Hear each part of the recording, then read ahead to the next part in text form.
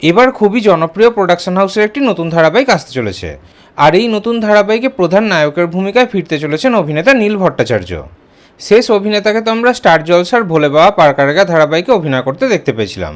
ওই ধারাবাহিকে তো শেষ অবধি অভিনেতাকে দেখা যায়নি, মাঝপথেই ধারাবাহিক ছেড়ে দিয়েছিলেন ধারাবাহিকের প্রধান নায়ক এবং প্রধান নায়িকা। তারপর থেকেই দর্শকরা চাইছিলেন যে অভিনেতা নীল ভট্টাচার্য যেন অভিনেত্রী মধুমিতা সরকারের সঙ্গে নতুন ধারাবাহিকে জুটি বেঁধে ফেরেন।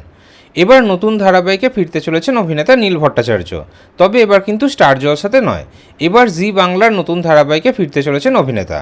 আপনারা তো সবাই ইতিমধ্যে জেনে গেছেন যে জি বাংলায় আসতে চলেছে নতুন ধারাবাহিক দুলারি, যেখানে প্রধান নায়িকার ভূমিকাতে অভিনয় করবেন অভিনেত্রী দেবপ্রিয়া বসু। এই নতুন ধারাবাহিকেই দেবপ্রিয়া বসুর বিপরীতে প্রধান নায়কের ভূমিকাতে অভিনয় করতে দেখা যাবে অভিনেতা নীল ভট্টাচার্যকে। জি বাংলাতে আসতে চলেছে স্বর্ণেন্দু সমাদ্দারের প্রোডাকশনেরই নতুন ধারাবাহিকটি। তাহলে জি বাংলার নতুন ধারাবাহিক দুলারিতে নীল ভট্টাচার্য এবং দেবপ্রিয়া বসু জুটিকে দেখার জন্য আপনারা কতটা এক্সাইটেড কমেন্টে অবশ্যই জানাবেন।